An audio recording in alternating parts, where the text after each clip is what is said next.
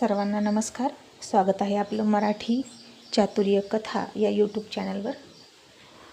चला तर मग आपल्या स्टोरीला सुरुवात करूया, जिचं नाव आहे ऑफिसवाला लव विथ टशन, एपिसोड 166. मग आता आर्यानं तर आजच्या दिल्लीच्या नवीन क्लायंटला शांतनू सिंघानियाला चांगलंच पाणी पाजलं आणि तो प्रचंड घाबरून तिच्यापासून दूर बसला. आणि इकडे अर्जुन ते सगळं बघून हसायला लागला. आणि अतुल म्हणाला, जा भाई जा शांतनू सिंघानिया, तो पण जा तिच्याजवळ इम्प्रेस होऊन. पण ती मुलगी कोणालाच घास टाकत नाही. आणि अर्जुन हसून मला, हो ना, ती स्वतःच्या नवऱ्याला घास टाकत नव्हती, तिथं याला काय टाकणार. बट अतुल, लेट्स सी, आज माझी डॉटर पहिली डील करणार आहे, तीसुद्धा इंडिपेंडंटली. मग मला बघायचं आहे की ती कशी करते. तिच्यामध्ये कॉन्फिडन्स आणि ॲटिट्यूड तर काही कमी नाहीच, बट आय कॉन्टॅक्ट जमलं ना समोरच्यासोबत करायला की डील निम्मी खिशात. आणि अतुल म्हणाला, अर्जुन सर, ती मुलगी आहे, तो मुलगा आहे, आणि त्याला सरळ आय कॉन्टॅक्ट कसा करेल ती. आणि अर्जुन हसून मला, का नाही करणार, तिनं आधीच तिचा स्वभाव आणि तिचा जलवा त्याला दाखवून दिलाय. मग तो तिच्या डोळ्यात बघताना फेर बघणार. उलट आता ती मुलगी असून डॅशिंग लुक देऊन त्याच्या डोळ्यात बघणार, आणि तो मुलगा असून तिच्या डोळ्यात बघायला घाबरणार. तो बघ तरी गंमत, असं म्हणून दोघं कॅमेऱ्यात बघायला लागले.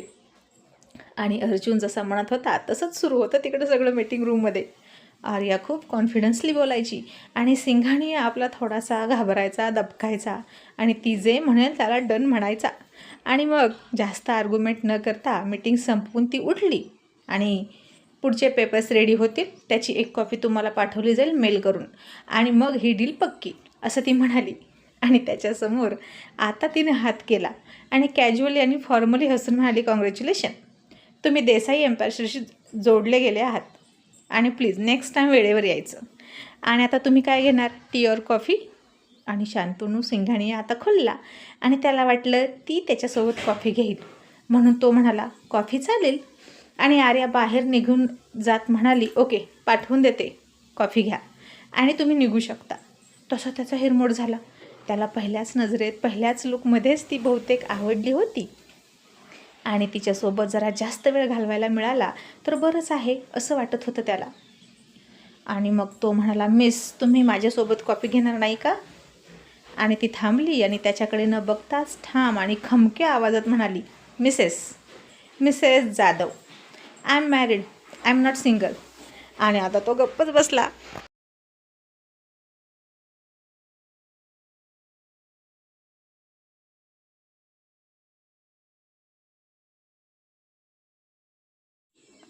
आणि मग म्हणाला, अर्जुन सर, मी त्यांना भेटू शकतो का, ते कुठे आहेत.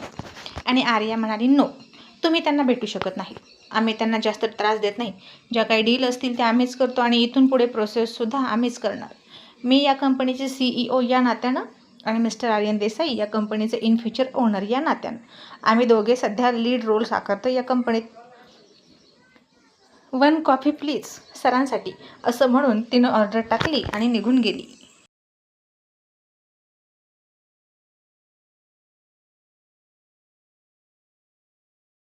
आणि मिस्टर शांतनू सिंघानिया कॉफी पिऊन निघून गेला.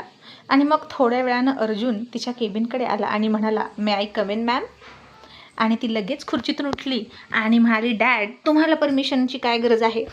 आणि अर्जुन म्हणाला, गरज नाही कशी, गरज आहे बेटा, प्रत्येकाला प्रत्येकाचा रिस्पेक्ट मिळाला पाहिजे.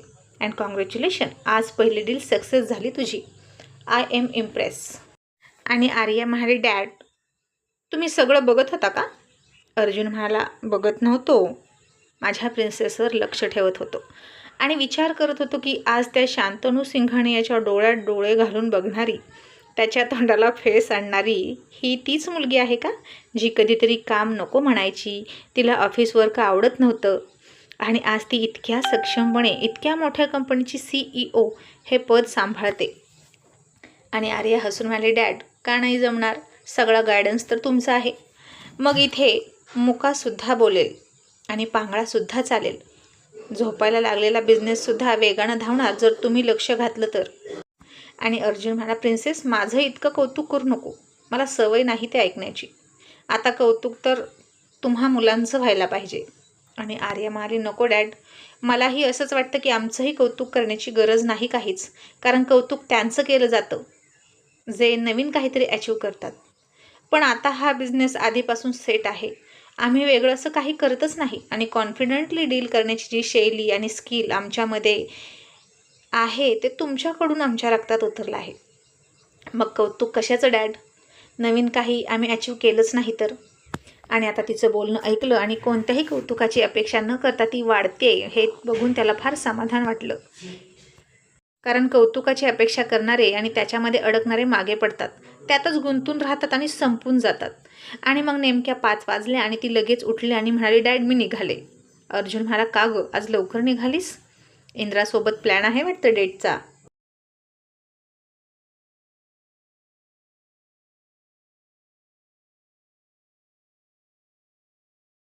आर्या हसली आणि म्हणाली, नाही डॅड, मी आता आमच्या ऑफिसला जाते. माझा नवरा माझी वाट बघत असेल. आज मला सगळ्यांची सॅलरी पेड करायची आहे. अर्जुन म्हणाला, प्रिन्सेस, तिकडची सॅलरी तू पेड करतेस का? पण का? सगळ्या वर्करची सॅलरी दर महिन्याला त्यांच्या अकाउंटमध्ये ट्रान्सफर होत असेल ॲटोमॅटिकली. आर्या म्हणाली, हो डॅड, तसंच होतं, पण त्यांची सॅलरी त्यांच्या अकाउंटमध्ये मी ट्रान्सफर करते. आणि तुम्हाला बघायचं आहे कसं? अर्जुन म्हणाला, येस प्लीज, दाखव मला. आर्या म्हणाली, डॅड, मग त्यासाठी तुम्हाला आमच्या ऑफिसला यावं लागेल. याल का? आणि अर्जुन म्हणाला, वाय नॉट, चल. असं म्हणून तोही तिच्यासोबत इंद्राच्या ऑफिसला निघाला.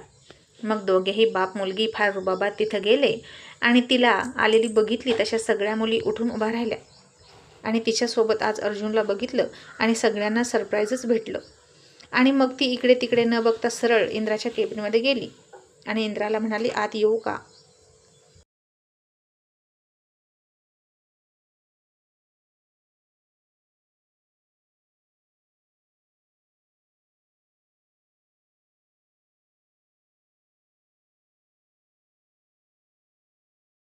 आणि तो खाली बघतच म्हणाला, आरू आलीस का? बरं झालं. अगं कधीच वाट बघतोय तुझी. आज पेमेंट करायचं आहे ना सगळ्यांचं, आणि तूच म्हणालीस की मी आल्याशिवाय होणार नाही, म्हणून वाट बघतोय. आणि इतक्यात अर्जुनही हसून म्हणाला, मे आय कम इन सर? आणि आता हे कोण बोललं असं म्हणून इंद्रानं वर बघितलं आणि अर्जुनला बघून इंद्रा झटकन उभा राहिला आणि म्हणाला, ओ माय गॉड डॅड, तुम्ही? What a pleasant surprise. असं म्हणत तो खुर्चीतून उभा राहिला आणि स्वतःची खुर्ची बॉसची त्यानं अर्जुनला दिली. आणि अर्जुन म्हणाला, अरे नको, तू बस, तू बॉस आहेस, मी बसतो ना समोर. आणि इंद्रा म्हणाला, नाही डॅड, आता ऑफिस टाईम संपला, इथे कोणीच बॉस नाही. असं म्हणून त्या मोठ्या खुर्चीत त्यानं अर्जुनला बसवलं आणि स्वतः उभा राहिला. आणि मग म्हणाला, काय घेणार, चहा कॉफी?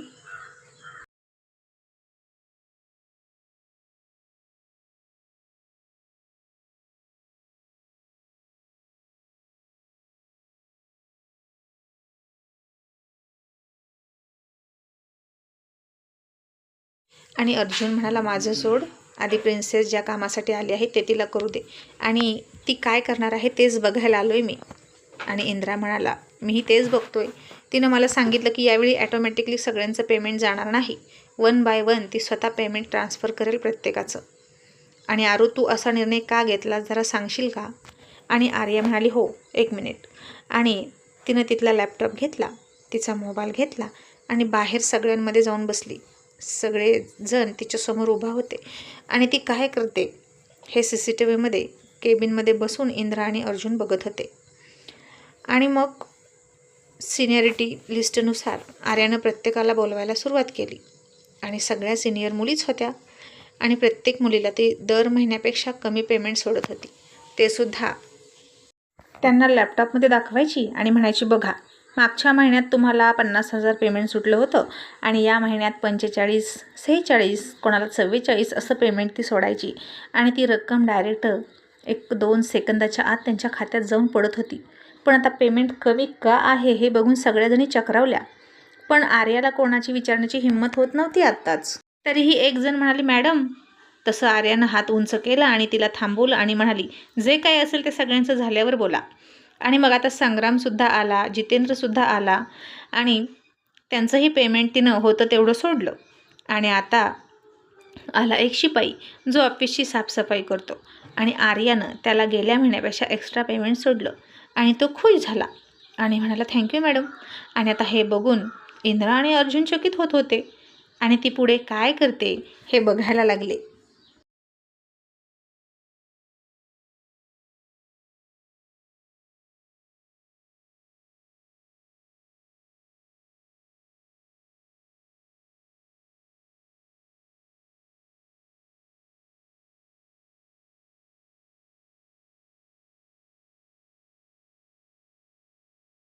आणि मग आर्या लॅपटॉप बंद करून म्हणाली, ओके, एनी क्वेश्चन? आणि त्या मुली म्हणाल्या, मॅडम तुम्ही आमचं पेमेंट कमी का केलं? आम्ही तर रोज ऑफिसला येतो आणि त्या शिपायाचं पेमेंट तुम्ही का वाढवून दिलं? असं का मॅडम? आम्हालाही विचारण्याचा हक्क आहे. आणि आर्या हाताची घडी घालून तिच्या खुर्चीत गोल गोल फिरत म्हणाली, ओ रिअली? मी देते ना तुमच्या हिमतीची दाद. आणि मी हे ॲक्सेप्टसुद्धा करते की तुम्हाला हक्क आहे मला उत्तर मागण्याचा.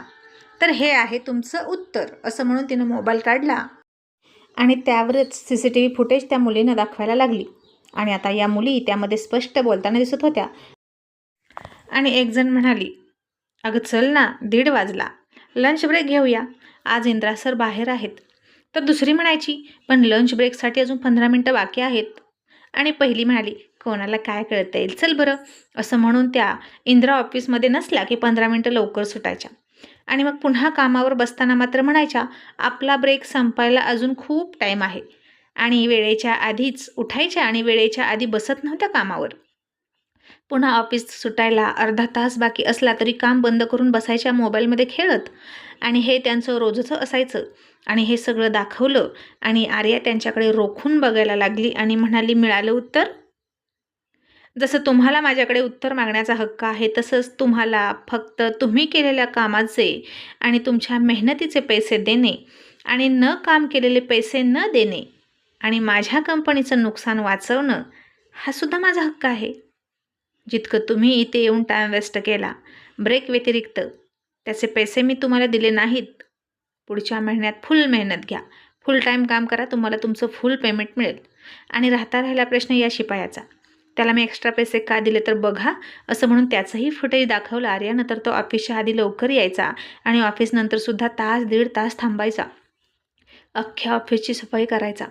आणि त्याच्या प्रामाणिकपणाबद्दल बक्षीस म्हणून त्याला एक्स्ट्रा पैसे दिले आणि तुमच्या अप्रामाणिकपणाची शिक्षा म्हणून तुमची सॅलरी कमी केली, असं आर्या म्हणाली. आणि विसरू नका, मी इथे नसले तरी माझं लक्ष या ऑफिसवर आहे, गॉट इट? असं म्हणून तिने सगळ्या जणींवर डोळे रोखले. आणि आता त्या गप्प बसल्या, काहीच बोलू शकल्या नाहीत, कारण सगळे पुरावे आर्याकडे होते. आणि मग त्या गुपचूप निघून गेल्या. मग आर्या केबिनमध्ये आली आणि आता तिचं करावं तेवढं कौतुक अर्जुनला कमीच वाटत होतं. आणि म्हणाला, तू मगाशी मला तुझं कौतुक करू दिलं नाही कारण तिथं तू काहीच अचीव केलं नाही असं म्हणालीस ना. पण बेटा, तुझ्या नवऱ्याच्या ऑफिसमध्ये मात्र तुला 100पैकी 100 मार्क माझ्याकडून.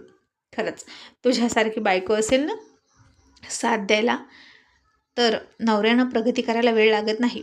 I am proud of you my princess. असं म्हणून त्यानं तिला मिठीत घेतली आणि दुसऱ्या हातात इंद्राला घेतला आणि दोघांनाही म्हणाला, I love both of you.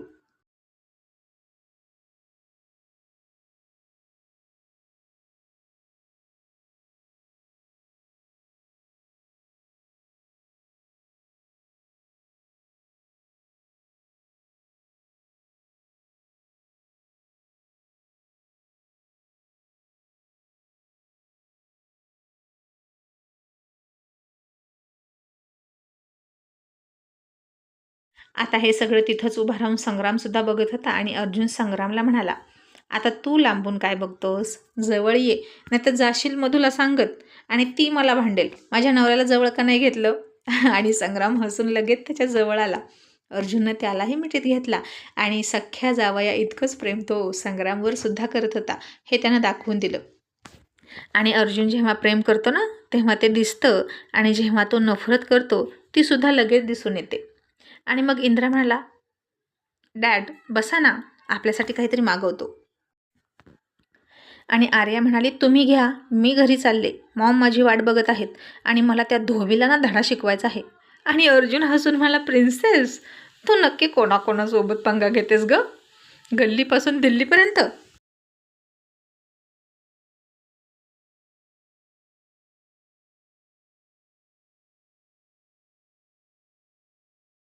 आणि आर्या म्हणाली, डॅड तो ना दरवेळी फसवतो मॉमला. 10 कपडे दिले ना तर म्हणतो 12 दिले, एक्स्ट्रा पैसे घेतो आणि प्रत्येक कपड्याचा वेगळा रेट लावतो धुण्याचा. आमच्या हे लक्षात आले आणि आज त्याच्याकडून एक्स्ट्रा बसलेले तब्बल 250 रुपये वसूल करणार. आणि इंद्रानं डोक्यावर हात मारला आणि म्हणाला, आरू आता 250 रुपयासाठी भांडशील का?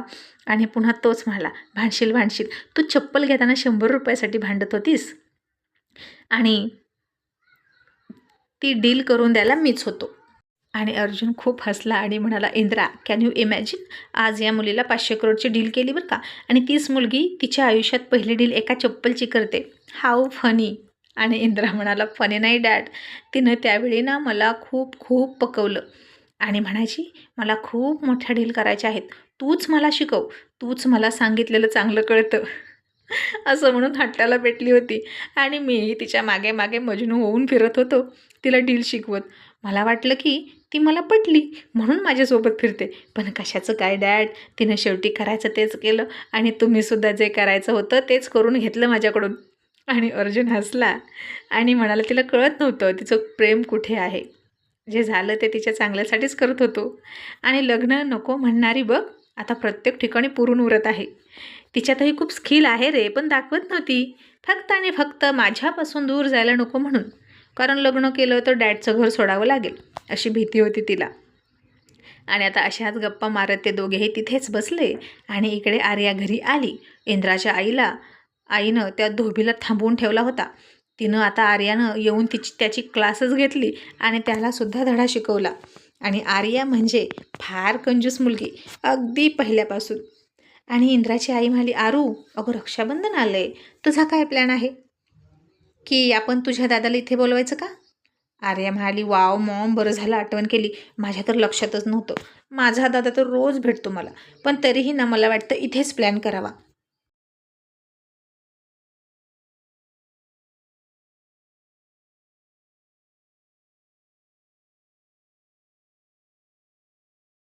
आणि आता इकडे मधूसुद्धा एका फॅशन डिझायनरकडे गेली होती आणि तिच्या डिझाईन दाखवायला लागली.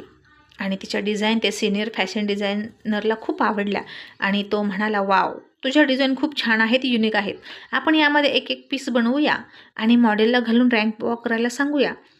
पण आता यासाठी ना मॉडेल निवडावं लागेल.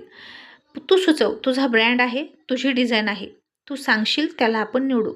आणि तुला माहीत आहे का, जर मॉडेल चांगलं असेल ना तर तुझा कपडा आणि डिझाईन कसंही असू दे, लोकांना त्याची भुरळ पडते. म्हणून आपण असं मॉडेल घेऊया जे खूप फेमस असेल. आता अशा कामासाठी मॉडेल म्हटलं की हिरो हिरोईनशिवाय दुसरं काही डोळ्यासमोर येत नाही. पण आता मधू म्हणाली, मी थोडंसं काहीतरी हटके करेल. आणि तिच्या डोक्यात होतं की आता मॉडेल म्हणून तन्वी आणि अर्जुनलाच पुढं आणायचं.